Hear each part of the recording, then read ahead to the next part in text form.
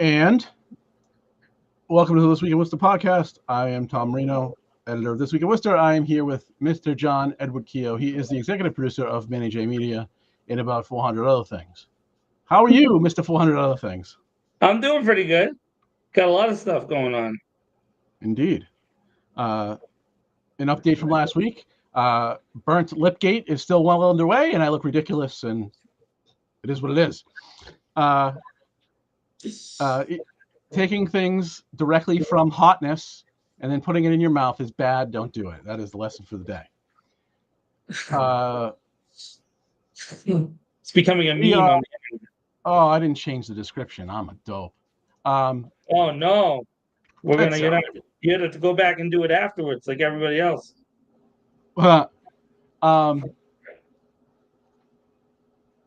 You want to talk about? Oh, I don't think I can edit it either while we're live. Oh well. You can edit it afterwards. Should we just kill this and restart? Why? Because of the description? Yeah. You can fix it afterwards. All right. We'll move on. Moving on. Yeah. You want to talk about the dear governor's new shelter policy. Our dear governor. And on what level it is such a great idea, I know not. But you start us off. Okay, so right off the bat, it's not a good idea at all. It's a horrible idea. All right, so Governor Healy, in the latest budget package, got in the change of the decades-old Massachusetts law, which was right to shelter. Right, so what the right to shelter law did was specifically, if you were a woman with children, you were automatically gotten to bed as fast as possible. They would try to get you in to a shelter if you went to a place that offered services, right? So that was generally how it was. And then also, even if you weren't a woman with children, if you were a person who got in line, at any of the shelters in some capacity, they had to find you a spot, right? So what the right to shelter did was it kind of created a first come, first served basis for sheltering in Massachusetts for many, many, many decades. Of course, that has its own problems, right? But instead of changing the law entirely and have a big, broad discussion about how we do sheltering, there's two things that they did. First one is they didn't really repeal the old law, which is what has been widely reported. They edited it, right? Which is a common thing in Massachusetts. And Tom and I, pulls our hairs out. Why don't they just take the law and change it? But what they'll do is they'll insert a line. And what they did was they created a 5-day period of time for emergency sheltering. So that's emergency sheltering is different than regular shelter, which often has more services. Emergency shelters are a little bit less. More extensive shelters have additional services, bigger spaces often, and are usually steps along the way, which is something we've talked about a couple times over the past month or so. And in this case, they created a 5-day limit. So you got 5 days in an emergency shelter. Now, the weekends don't count. So that is something that was in there that didn't get reported, right? So if you get put in there on a Friday, it's really that you would have until the following Thursday, right? So that's kind of how they did it. It's 5 business days is what it is. But what this does is it forces people that are in shelters, because there's been long-term sheltering of a lot of people over the past few years, back out on the street, unless there's a place that they have alternative. And so it creates this thing called shelter churn, which is something they were already dealing with the right to shelter law in place. And we talked about this already. There's a difference between chronically homeless and non-chronically homeless, right? So to be chronically homeless, you have to have access services. I think it's 6 times, over a 12-month period for 3 consecutive years. There's a scientific way that they come up with that term, chronically homeless versus non-chronically homeless.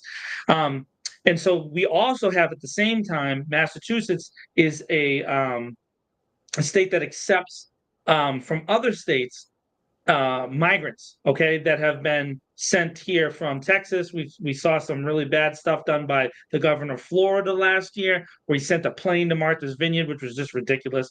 And we generally accept everybody we can here, which is a good thing about Massachusetts. It's not a bad thing at all. However, when there's not enough shelter beds already, and you bring in another population that is not have enough space, and you add them to one that's already existing, you have a shelter crisis. At the same time, Massachusetts has the lowest vacancy rate of apartments in the country. And then Worcester is actually in the top three, I think, still on the list in the state. Yeah. Yeah, I think it's Worcester, Springfield, Boston, and they kind of move up and down based on percentage. I forget when I did it. I want to You say did it. You did it like a couple months ago. June. Yeah, and it Yeah. wasn't the third worst in the state. It was third worst in the country. Right. So Worcester, the city, was the third worst in the country, right, which is really bad. Okay. So what that ends up meaning is that now you have people that are constantly going through it. They're constantly moving through the system. They get into an emergency shelter. They only get 5 days. They get pushed back out. And of course, we want to make sure that the people who are the most vulnerable, so often families, so people with children, are the ones that we try to take care of first. It's not that we don't want to take care of the adults. It's just that we have to try to take care of the families first. It's just the nature of the system, right? We have limited resources. We also try to deal with women who are battered, and then I think it was 2 years ago during COVID, they added LGBTQI youth who were like kicked out of the house by their family, or and then they also added youth who were dealing with suicidal ideation, right? So like when you in that case, you're dealing with someone who might harm themselves, and then there's a different step to get them into a different kind of anyways. But these shelters, what we consider to be emergency shelters, there's not a lot of them, so they're just slammed. They got people standing outside the doors, and they need to get them out of there and into the next step. So this law literally went into place the day that she signed the budget. Which just doesn't make any sense. There should have been some kind of timeline, something. And now every single shelter worker that I'm talking to, it's just mayhem right now, because they are being forced to enforce these rules, and people just don't have any place to go. Of course, it's August, and there's this thing in Massachusetts where it's like, oh, when it's warm, it's okay for people to be out on the streets. And Nice. it's unbelievable. It's like, oh yeah, it's fine. It's the summer. They can sleep outside. It's cool. But you'll get fined or arrested or God knows what. Of course, then the Supreme Court just recently came down that you can't use encampments, and that municipalities can fine or arrest people for that. Our city manager said that he's not going to do that, but there's no law stopping him from doing that anymore. So now it's possible that this 5-day shelter limit could kick people out on the streets, force them into an encampment, and maybe that's the first day in the encampment, and the police come along and bulldoze it, they get arrested. So you literally could be, not saying that that's happened, we don't have any evidence, that you're going to take a person, put them in an emergency shelter because they need services, and then kick them out 5 days later to arrest them because they have nowhere else to go.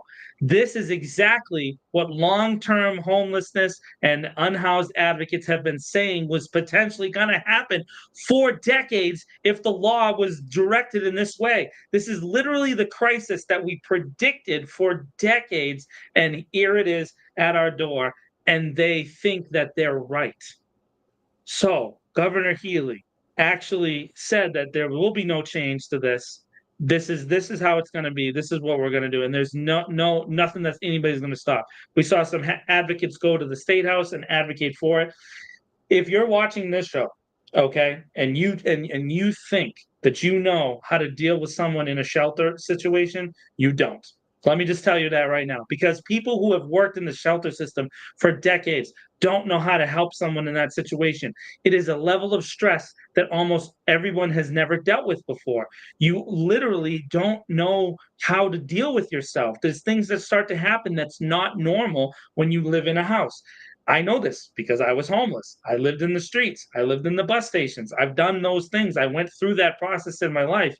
And I'm telling you right now, that your mind doesn't work right all the time. Not necessarily because you're crazy or you're addicted to drugs, which is what people automatically assume, but because you don't know where you're going to sleep. And that affects your mind. This is just literally the most ridiculous thing I've seen yet out of the Massachusetts legislator and governor in relation to this issue. And I have no idea how they're going to solve it. But it's literally a crisis that they made for themselves. They did not have to do this. It could have been done differently. But here we are. Unbelievable. Yeah, I don't get how they, I mean, I get that there's capacity issues, but I just don't get how you go from 30 days to 5. It's unbelievable. What a change. What a And change. it's the same thing that I've said about this many times. Regardless of what the circumstances are, and how people got to that situation, what do you expect them to do? Evaporate? Where do they need to go somewhere?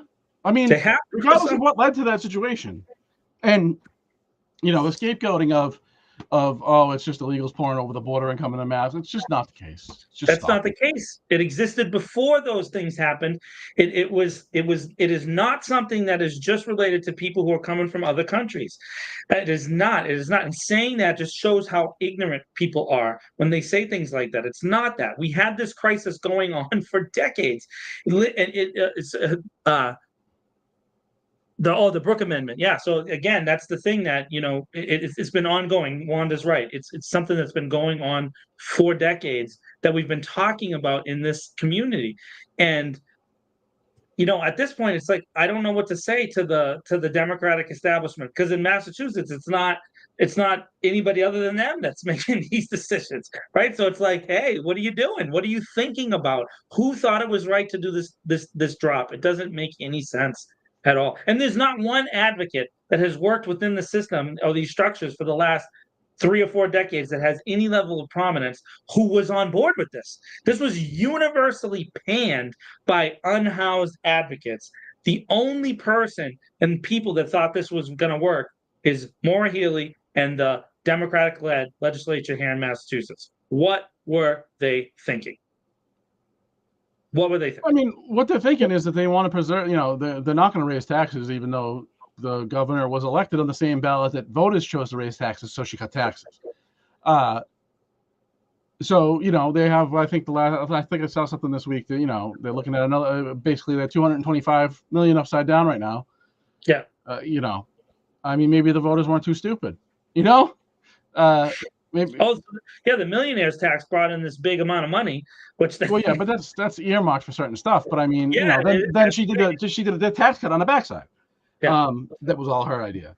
And I mean, you say this a lot about Democrats here, and I mean, I'm not a Democrat. I'm not registered with that party, or any party for that matter. But I mean, pretending like any of these people are progressives. There's very few progressives at the State House. Very few. It is much like in Washington D.C. There's a handful of progressives, of actual progressives. Everybody says they're progressive, but I mean, they're right wing. They're center right Democrats. They're Reagan Democrats, is what most of the party is. But the thing that really strikes me about that, just in general, right, is that we know that we actually have a system that works if you fund it.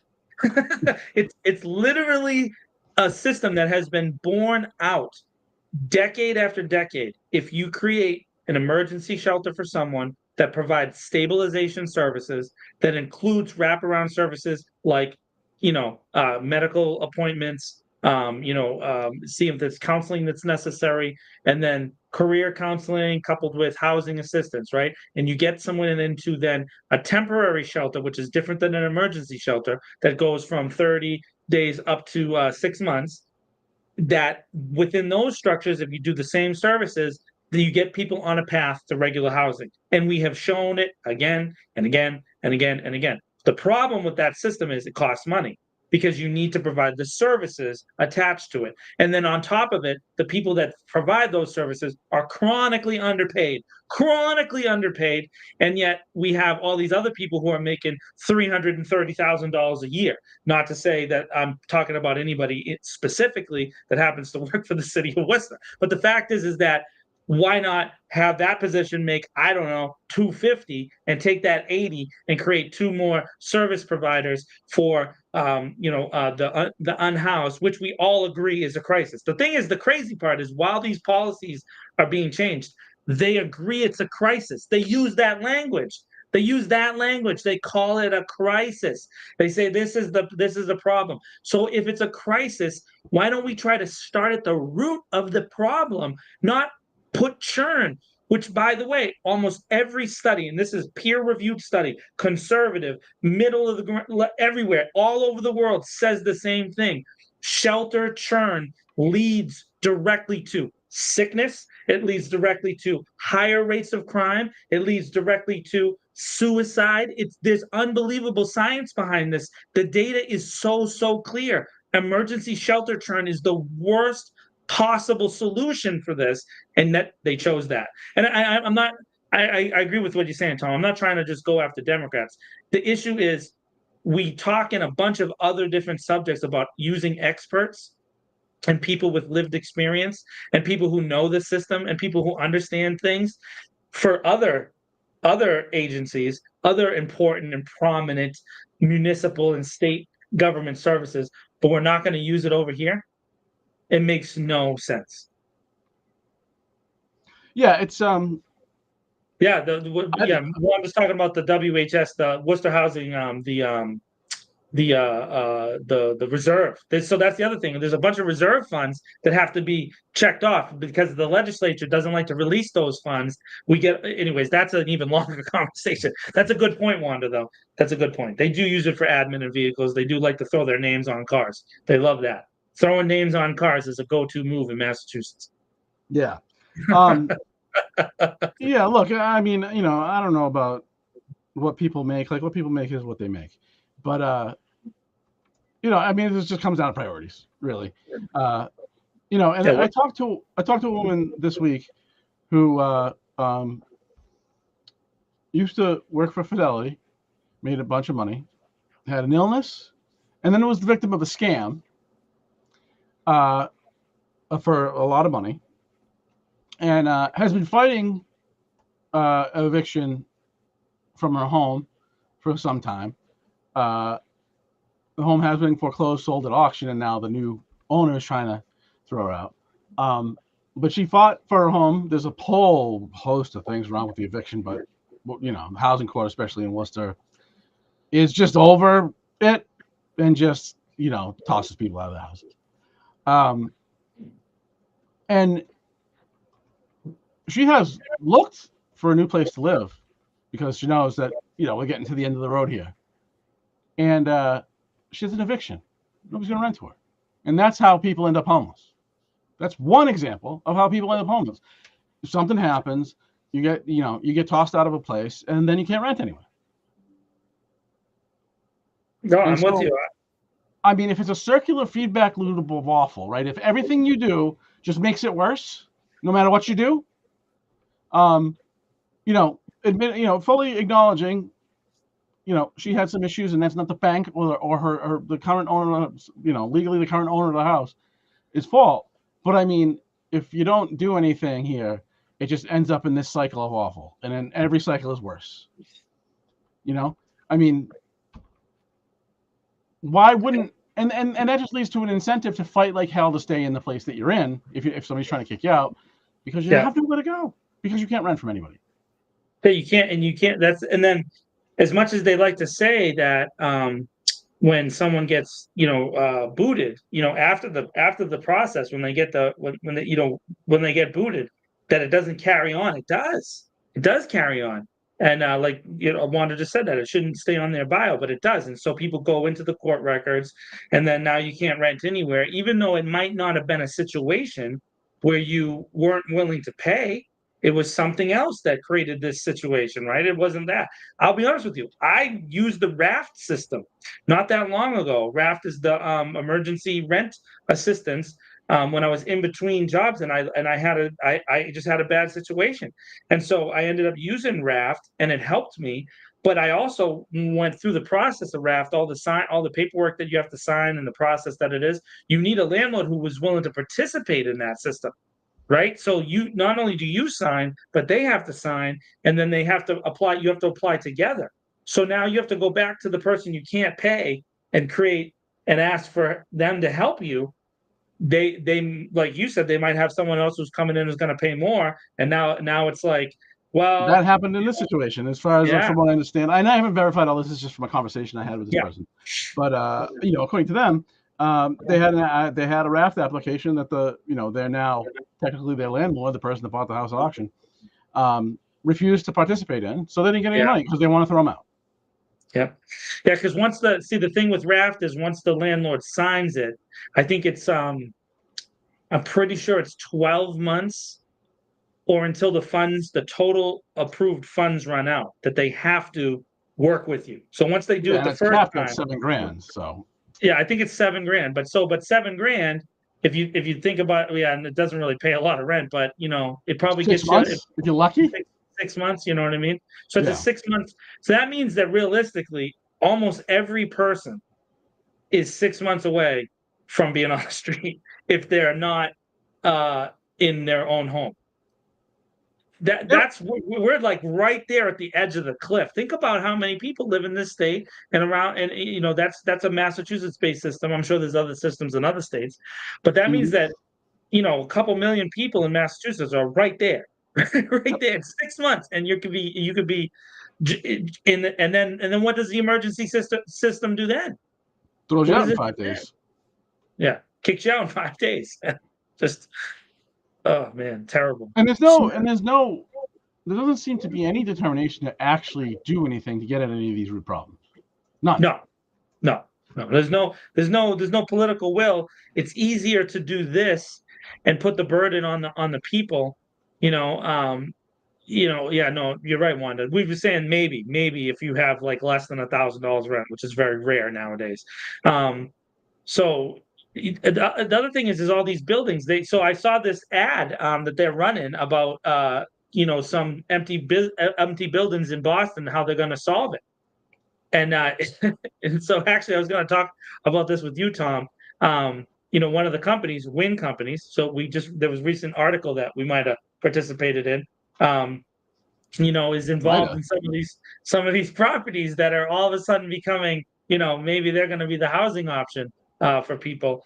Actually, the other day I was talking about this with Manny. I was at the Telegram and Gazette building, right? Because I had to go to the ATM, the Webster 5 ATM, which, by the way, that Webster 5 ATM never works. So I had to go into the bank. And I said I had to go into the bank. I don't care if Webster 5 gets mad at me. That ATM never works on Front Street. Anyways, as I went in there, the elevators are there in the lobby, and there's like a little handwritten sign there, right? And the handwritten sign says that only the first floor and the TNG floor are accessible, and the rest of the floors are not accessible. And it says that if you get in this elevator, only this floor will work, right? So it's interesting. So does that mean every other floor in that building is not being used? And I Probably. understand the TNG building is like a legacy building in Worcester, although you can't see it in Tom's picture behind City Hall up there. But those floors can't be used for something like that. I mean, what are they doing up there? There's bathrooms and stuff in that building, so I'm wondering if there could be a way to do that, but there's no speed related to it. There's no Yeah. there's No. no There's no sense of urgency that this is. no sense of urgency at all, at all. Yeah. You know, Yeah. so that's Uh, terrible. But anyways, I yeah. wanted to complain because bad decision, just not a good Yeah. one. I mean, and look, I guess I'll just caveat with I don't know what the restraints are or how tapped out the Yeah, capacity is, but I mean, how do you go from 30 days to 5? I just doesn't don't. make sense. It just doesn't make sense. Moving on to another super uplifting topic. Yeah, happy days. We're all about positivity here at the This Week in Worcester podcast. Another person just announced yesterday by the police department, but I guess it occurred, according to them, on August 6th. Yet another person in critical condition. This an adult woman struck on Greenwood Street on the 6th. Was at least as far as they report in critical condition. Of course, that was on August 6th, July 29th, a 13-year-old girl who's, from what I understand, at least as of a week ago, was still in a coma. June 27th, another 13-year-old girl. This one was killed on Belmont Street. July 19th, a 26-year-old man on a scooter on June Street, serious injuries. A 1-year-old girl on Lincoln Street, June 24th. And then this was in a parking lot, but, an 88-year-old man struck in a parking lot on Park Ave in March. And we talked last week about the city manager and the mayor's statement of a declaring a crisis but not a health emergency, and Right. that whole thing. But the city manager's also talked about his three prongs of trying to work toward what's Vision Zero. Vision Zero. Thank you. Yeah. And working toward the elimination of what he calls traffic violence, which is, I'm sometimes annoyed by, 20-cent catchphrases, but I kind of like that one because it's accurate. Car accidents are pretty violent. They are. It is violence. So, I'll sign on to that one. But, I feel like you disputed this and I didn't take you up on it at the time, but we might be going back there. The connection between speed and severity of injury, more speed equals more force equals more damage. It's that simple. But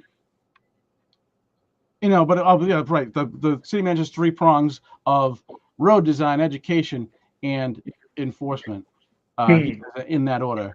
And look, I'm all for not trying to fine the public through the police department by writing tickets like crazy. But I mean, some enforcement is probably necessary here.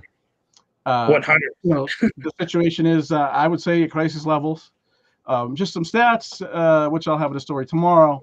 92 crashes this year involving, quote, vulnerable users. That's bicyclists, pedestrians, people on scooters, etc. 2 of those fatal, and 12 suspected serious injury, and 46 suspected minor injury. And the rest, apparently, 16 no apparent injuries and some that were not reported. Right. And that's, there's also been 2 fatalities in vehicle crashes this year. So, half of the crashes so far this year have been, quote, vulnerable users, which is a legal term the state uses. And I learned an interesting thing that we mentioned, I believe, on this podcast last week, but I'm kind of building a story around it for tomorrow. Waiting for I've asked, formally asked the police department if this is the case, but have it from a few very good sources that the Worcester Police Department, even though the third prong is enforcement, the Worcester Police Department does not own a single radar gun. Which is just, if that is true, and it looks like, as you're building the story, it looks like it's true. How are they going to enforce speed limits that they say is part of their redesign plans if they don't own radar guns? There's a proposal to lower the statutory speed limit from 30 to 25. And that only applies, just for the record, that only applies in areas where there is no otherwise posted limit. So, right. You don't have to do 20. You wouldn't have to do 25 on Route 9 or whatever. But what's the point? I mean, I guess there is a point in the mental, awareness of the public. But I mean, and give some credence to the police department. They are down 50 people or so.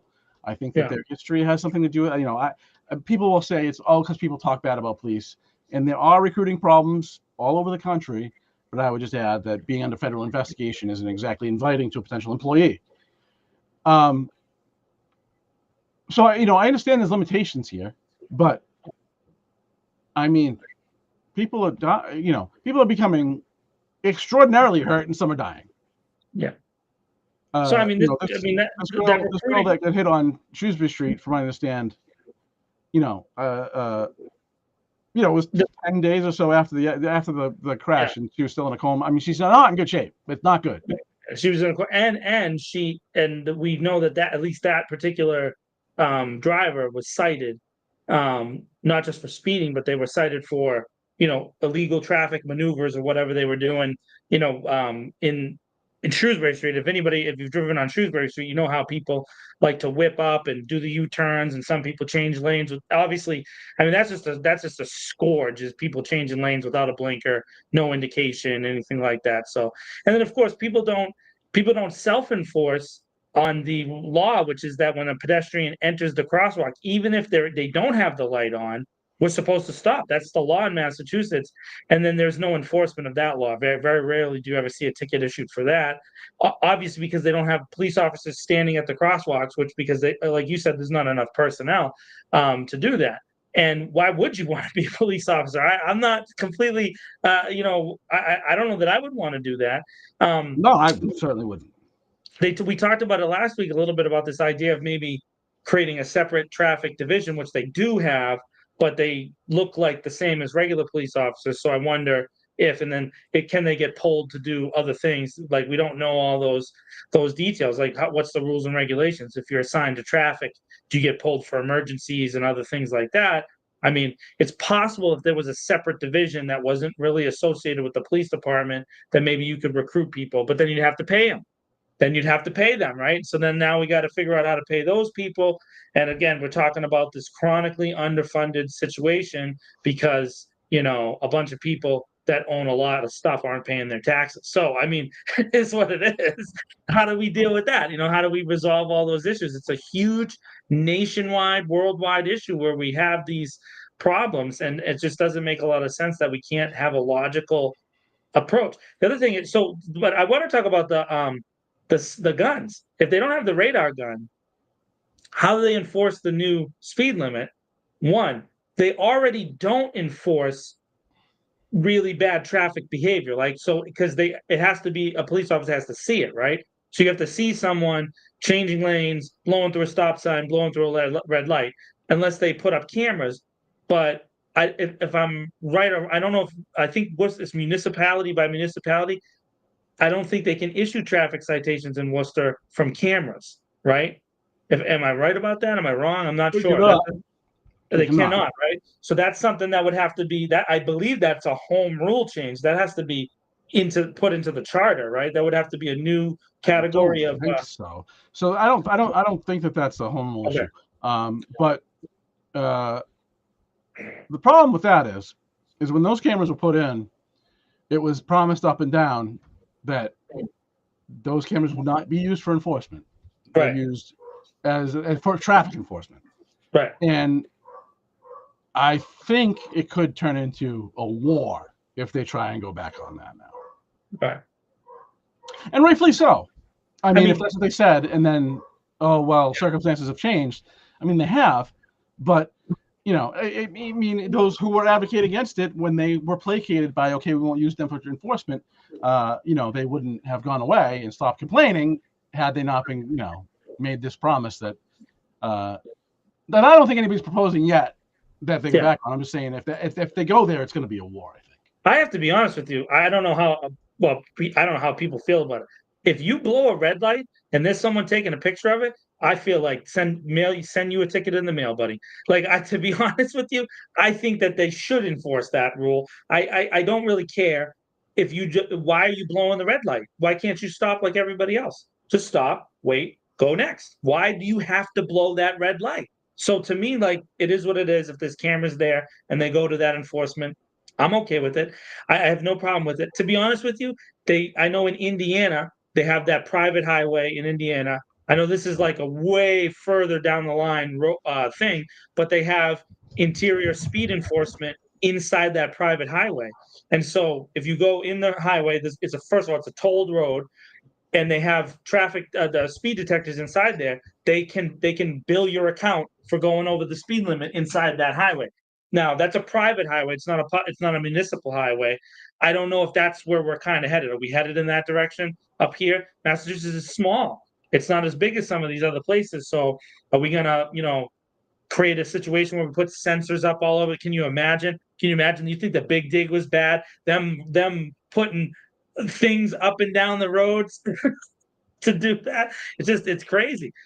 We need to enforce things, and I if they don't have the tools to enforce it, you're obviously not going to be able to do it. It's just going to create a rhetoric situation, which is what we're already in. Yeah, go slower. Okay, well, but no one's going to catch me. And then I'm pretty sure in Massachusetts you have to have a radar signal to confirm the ticket, right? I'm pretty sure. So Yeah, I don't know. if I I don't was think actually just thinking though. I don't know if the cameras are. I don't think it's a home rule thing, but I don't know if the camera enforcement by camera is legal in this state. It is in Rhode Island, but I don't it think is it in Rhode is. Island for sure. Yeah, Yeah. No, I know that because as soon as you go down 146, the signs are everywhere, everywhere. everywhere. So, um, yeah, I mean, I don't know. Maybe that's what's coming next. Is are we going to change to a state that enforces by video and plates and all that kind of stuff? I mean, they already bill us for our the tolls by plates, right, or the Hmm. transponders and stuff. So I mean, I'm sure the technology is yeah, Hooper, yeah, Wanda was just saying about Belmont and Hooper, and yeah, for sure that's a rough intersection. Other thing is road design. Obviously most of these cities and towns are older. Where we live, oldest in the country area, they were not designed for the volume of cars that Right. are on the road. So it's just crazy. Yeah, Yeah, and I mean, it makes some people crazy, but I am all in on road design. yeah, I fix don't the think roads. I don't go up Mill Street very often, but I was out one day and went, I'm going up Mill Street. This was a while ago now, Yeah, just to see what all the fuss is about. And when I got to Chandler Street, I was like, that was it. Like, I don't understand what we're even talking about. But it's I not mean, even. I don't. Is it even a mile? Is it a mile? I think it's not even a mile. I don't Yeah, know I what don't to. know. It's Like, not that long just of a stretch. It's just just stay crazy. in your lane. Stay in your lane. Um, Stay in your lane. Yeah, yeah. Don't drive into so the car that's clearly parked. yeah, I mean, they need to do a better job on implementation and Yeah, sure. rollout. Put an orange cone there or something. Do something. Yeah, Yeah. something. But I mean, in general, road redesign for as traffic calming, I think is easily the most the easiest way and the longest lasting way to actually slow things down. Not only that, though, right? I would think they would want to do that because road redesign is a classic way for municipalities and the state to dip into those tax dollars and keep that job system flowing, right? Because we know in Worcester we never want to fix potholes. So, hey, if we redesign the roads, we're going to have to be painting them and changing the curbs all the time. You guys should want to do that. Let's go. Let's go. Let's keep those public works department employees smashing those salaries. Let's get the cops out there on some details. Let's go. Let's get it going, right? Because it's not Yeah, obvious that that's what you guys do in the other things. So why don't you just do it here? We already know that it's a problem. Just go ahead and do it. Just go ahead and do it. Just go ahead and steal our tax dollars and screw it up. Because that's what no, no, it's like screwing up is almost not okay. guaranteed that they're gonna do it though. I have zero confidence in their ability to lead us to an obvious solution. It's not hard. It's not hard, man. Teach people how to drive better and everybody do it together and make the roads safer. Obvious. Let's do that. No. We don't want to do that. We want to Well, make I progress. mean, there's also, we had to build a ballpark, so there's not the ability to. Absolutely. We got to build that ballpark. We got to make sure Table Talk Pie gets their tax incentives. Got to make sure all those things happen. But we can't. Make sure Spectrum sign that Spectrum contract because Spectrum is going to deliver quality customer service for the city of Worcester for decades to come, right? And do it in secret with no one watching. You know what I mean? Hey. Hey, Uh, speaking of which, no, wait. We're gonna drag down. I don't want to go far down. no, I don't want to go back there. Yeah. Let's stay out of cable today. Yeah. Plus, we're about to Um, yell at each other. We're about to get in because the next subject is the meat of it. yeah, I don't even like pitch. So we'll do some post Olympic Celtics talk apparently, which I'm for. We don't do much sports in this show, so let's do it. Pitch your ridiculous idea so I can destroy Okay. you. here's what I think, that the fact that Jaylen Brown got snubbed from the Olympic team, and he did get snubbed. We can talk about that in a second. And that Jason Tatum was consistently benched throughout the process is the best thing ever to happen for the Celtics. It guarantees a second championship this year because those two guys are in the perfect prime time zone for basketball players to be pissed off at the rest of the league. And it is a consistent theme my entire life. If you have an angry 27-year-old to 29-year-old primetime player, you are going to win a championship. And so that's all we need is two angry, the Jays, whatever they call them, Tatum and Brown. Get them angry, get them pissed off. We're going to lock in the championship. But it was in the bag, Tom. It was in the bag. It was so bad. I'm sorry. So Jaylen Brown, Grant Hill said that the reason why they didn't pick Jaylen Brown when Kawhi Leonard got hurt was because of team building and how they needed to construct the team. So they selected Derek White. Right immediately, he's lying to you because why'd they pick Kawhi Leonard in the first place? If they were team building, why'd they pick Kawhi Leonard? Because they were wanting to create a last hurrah for a bunch of the older players in the league. LeBron, Steph Curry, Durant, Kawhi Leonard, a bunch of those guys. And they wanted the next generation, Devin Booker, Jalen Brunson, Jason Tatum, all those guys to take a nap for a little bit, go along your way, Tyler Halliburton, all those players, and you'll get your gold, but we're gonna go out with a last hurrah. And you can tell by the coaching staff that they selected. The coaching staff is obvious in your face. Steve Kerr was the head coach, right? Steph Curry, right? It just blanket in your face. I get it, okay. But the three guys that led the team were not the best players on the team anymore. They haven't been because they're older and they're not the same. It's clear that they chose age over skill and over talent at this point because they're all older. And I get it. I understand it. LeBron is, the king of the sneaker universe. So, of course, you got to let him get his last shot in there. But they did it on purpose. It's obvious and in your face. And I think it's a great thing because it's going to lead to a Celtics championship, which, by the way, an NBA championship, way more valuable than an Olympic gold medal. Way more valuable. Have at it, Haas. There's just so many things wrong with this. Steve Kerr has been the head coach of USA Basketball now for multiple years. I mean, he's been the head coach of USA Basketball for a long time, for a bit, not a long time, not like decades, but for a bit. I think he was even the coach last Olympics, if I remember correctly. In Tokyo? Or maybe they switch horses after Tokyo, and he's been, because they usually do this for kind of the whole run, right? Yeah. Or the whole last. Hey, who was the MVP in Tokyo? I don't remember. Was it Jason Tatum? Was it? Was he the best player on that team? Right? Because Durant didn't play. Steph Curry refused to play. Oh, yeah, that's right. Yeah. I think so one. Yeah, but anyways. Yeah, I don't like. First of all, Tatum doesn't get pissed off about anything. He drives people nuts because he's very even. He doesn't. He doesn't get mad. He's very laid back. Not a dude you want to be like on your side in a fight, I don't think, because he's just like, hey. But I don't really have any problem with. I mean, he's 25 years old. I don't have any problem with riding pine for this Olympics. He's going to be the guy next time around, if he wants to. And I just don't think that either one of them need any more motivation to win besides winning. Winning's enough motivation. Not getting minutes in the Olympics is not going to affect anything. Maybe Brown not getting selected because I agree that's nonsense. But that was done. That was also done before the playoffs when he was the best player on the team. No, the selections was done. It's just when Kawhi Leonard got injured, the next player up was Derek White. Yeah. Which is the point is that no, that's you were never intent. They don't want Brown because Brown is politically, he doesn't like Nike. That's really what that comes down to. And Nike is the sponsor of the Olympics. It is what it is, right? So you just have to deal with that.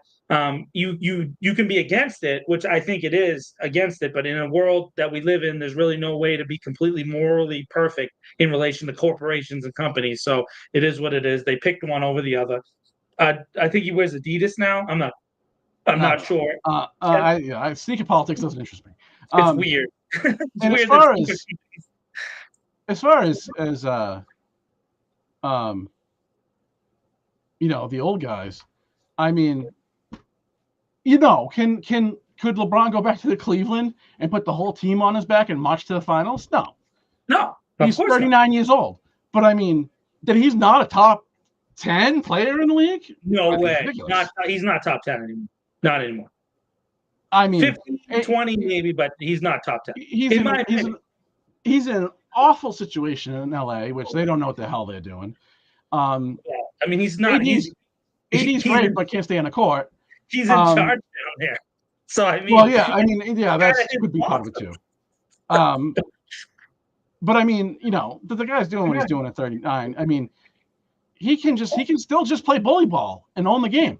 He did it in the prelims. He did. But I would say this is that this is my opinion, right? If they ran a more balanced approach, they would have blown everybody out. They would have blown everybody out. Anyway. They did not. They got it was a 1-point game with South Sudan. Serbia kept them within 5 twice, and France.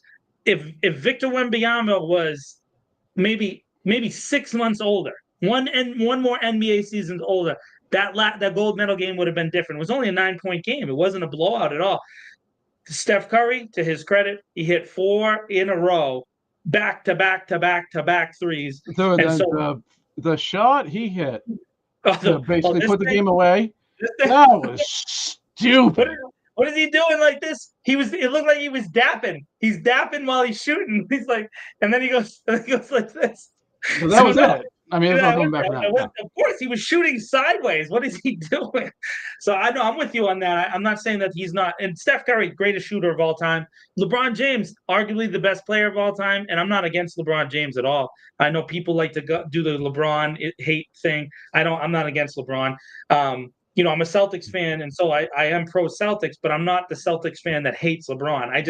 I look at him as like, he's a great player. I mean, what are you going to say? How can you not admit that he's great? The guy's won 4 titles with 3 teams. No one's ever done that. So, I mean, not only that. I mean, the guy, he was 18 when he came in the league. He had the weight of the world. He was the next Jordan, and he did it. He went and did it. And the real king, the real pin in his cap is the championship against Golden State in the middle of their run. That was ridiculous. When they were down 3-1, came back. Yeah, I mean, and he did it. You go back and watch that series. LeBron literally beat them by himself in those last 3 games. It is what it is. And I mean, been married to the same girl he met in high school, and build schools for kids. Like, what a terrible guy. Yeah, no, he's not because he said twice that maybe cops shouldn't kill black people randomly. That makes him a bad guy. It's ridiculous. No, he's not a bad. Yeah, the LeBron hate is nonsense. The Jordan, and I'm from that era too, so I get the people that saw Jordan play. They want to have that argument. I get it, but it was different. It's different. The sport has completely changed. So but by the way, LeBron winning the way he's won and being considered the best doesn't take anything away from Jordan's winning and being considered the best, right? So I mean, there's a longevity argument, right? I mean, he's got more points than everybody. I mean, so he's also played forever. I always comparing eras is stupid. It is. I hate it. I hate the era talk. It's useless. They're all great, so let them be great. They won. They're champs. It's nonsense. I mean, like they play a lot of quote positionless basketball. LeBron, and he brings the ball up a lot, but I mean, he's essentially a front court player. Jordan wasn't. Yeah, he's a power forward that could pass. No one's ever been like that. Like, I mean, he's a three-point guard, Karl Malone, and Karl Malone was one of the greatest players we've ever seen, and LeBron was better than him. And Karl Malone's a piece of garbage. But I'm talking about basketball. I'm not talking about personally. I'm just saying he was one of the. I mean, LeBron for all intents is Magic Johnson with a jump shot. People forget Magic Johnson couldn't shoot, but LeBron James is the same body type. He's taller. You know what I mean? And so. It's just one of the great players of all time. But they totally 100% by the way, I thought one of the best things ever at the very end of the gold medal game, Mike Tirico interviewed Dwayne Wade. right? And Dwayne Wade is Dwayne in Wade the was doing media. color, wasn't he? Yeah, he was doing color, but Dwayne Wade at this point is he's a LeBron guy, right? It is what it is, and that's how it is in the league. There's a guy that the people that like him, and so he said this. He said your ego will get you your big ego will get you to the team, but you have to shrink that ego if you want to be a part of this team at USA Basketball. That's what he said. So to me, it was a bold-faced shot. As he's saying to the younger players that, hey, it is what it is. You gotta do things because like Kevin Durant, I think is still a legitimate top 10 player in the league, and he sacrificed his game for the team to win because you can see that he was playing a different role. Mm-hmm. Devin Booker, they played differently. They let LeBron and Steph be the two lead dogs here so they could play together, and you need that in basketball. You have to have someone take less shots. You have to have someone be willing to rebound. It is what it is. So, yeah, but I mean, I don't think any of this has any effect on the Celtics whatsoever. yeah, I'll see you next June for the Duck Boat Parade #2. Watch that. That's happening. They're going to win every game by 25. They might win 75 games this year, and it's going to be just ruthless annihilation of the league. John Cena. That's some Homer stuff. That's some Homer stuff. I mean, okay. the Bucks are going to be a very different team, and I'll never, it's hard to bet against that guy. Yeah, but Giannis has already cashed it in. He's already cashed it in. He started. Yeah, it's not just hurt, man. It's he's just not the same player. I used to do a little bit more stuff. Like, is this a soap opera we're in? You're just making stuff up now? I mean, the NBA is the most obvious sport when it comes to people just totally mail it in basketball when they don't want to play hard. They do. It's just I've watched it my whole life. You know what I mean? The Celtics are the most talented team up and down the roster. It's not even close. Even after some of the trades. Depends what's going to happen with what's his name? He's on the Olympic team. The guard, white guy with the hairline, or light-skinned guy with the hairline. Yeah, Brunson. No, Celtics player. Yeah, backup guard. Oh, Derek White. Yeah, they're going to sign him. Yeah. It depends what they do with him. They got money issues. It depends. Yeah. Wow, I can't remember anybody's name right now. The big white guy. It depends on if he can stay healthy. I mean, how bad his leg is. He was the difference maker on that team. He really was. Oh, Porzingis for sure.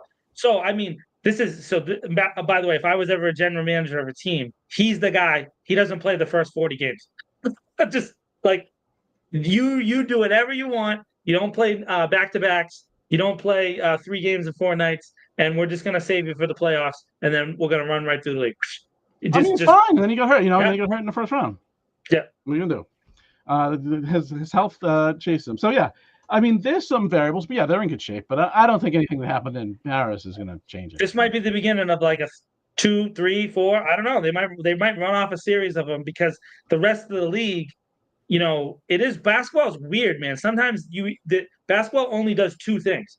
You have dynasties who just win a bunch of championships, or you have a stretch like we're in right now where you have like 5 or 6 years where it's a different person every year, and so. But usually at the end of that little run, there's a dynasty. And so, it's the same thing happened after Jordan. And then eventually the Warriors came along. They won 4 titles in 6 years. Now, is it possible that the Celtics are the next one? I don't know. I think they are. Sure. But I mean. And I think the Olympics helped. Oh, yeah. That's crazy. Listen, in the league with Nikola Jokic, I don't know that anybody's running over him every year. So that guy can't jump an inch off the ground, and he's an unbelievable basketball player. Unreal. Dude, throwing backwards. Embiid didn't look great in the Olympics, but I mean, if he comes back to normal, they're dangerous. Milwaukee's dangerous. I mean, it's Philly. Oh man, listen, I don't care if Philly can sign everybody. They're never going to win. That team's not. Daryl Morey, his whole theory, it's never going to win. The process is processed out. They'll never win. They don't have it. They don't have the. Yeah, but Embiid scored. What did he score? 60 points this year. So what? In one game, it was, he had some game that was insane. He did. It was 70 points, I think. I think it was 70. Yeah, you're right. He's unbelievable. So, he's unbelievable. But then in the playoffs, can't do it. There's teams out there that can catch him slipping. That's the bottom line. We'll see. Celtics in 4. Wrap us up with some food. All right. This is the best part of the This Week in Worcester podcast is when Tom and I talk about food. We did a bunch of dessert stuff, and now last week we did favorite sandwiches. This week we have an epic conversation that could lead to fist fight between Tom and I. Right, here we go. What is your favorite form of potato?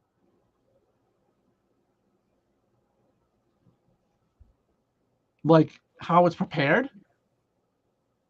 Yeah, how potatoes can be turned into a lot of things, and I'm not saying this because I'm Irish, or maybe I am, but it is what it is. Potato eating Mick. Absolutely, man, absolutely. That's my I was culture. like, do you want russet or I didn't know what you want. I'm gonna go off the beaten path here. I'm gonna go potato pancake. Potato pancake. Oh my God, that's unbelievable. Manny's not watching, but my mom makes the best potato pancakes in the world. Is she done? I'm serious right now. If oh my God, oh my mom, that's her number one meal is potato pancakes. And Otherwise, I'd go. Otherwise, if I didn't think of that, I was gonna go with Leanne and go French fries. But I'm gonna go potato yeah. pancake. All right, so for me, it is French fries, but it's a specific kind of French fry. It's the crinkle cut, curly French fry. So it's a curly fry that's also crinkle cut. I forget the name of the company that does it.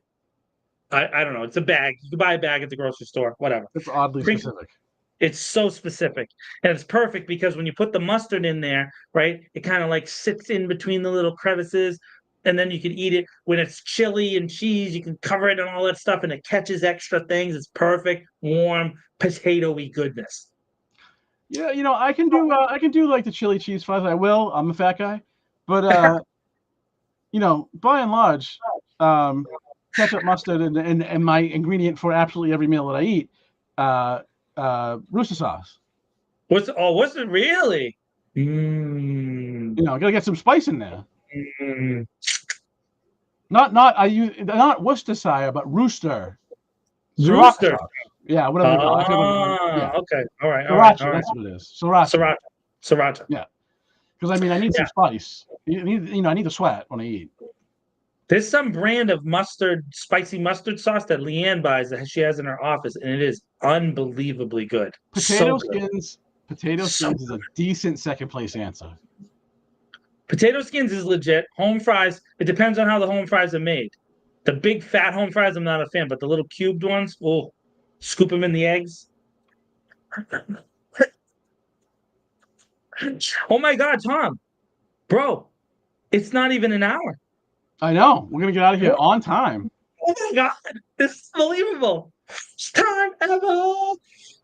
So I believe we have reached our conclusion of That is the correct. This Week in Worcester podcast. We will try to screw it up less next week. Until then, This Week in Worcester out.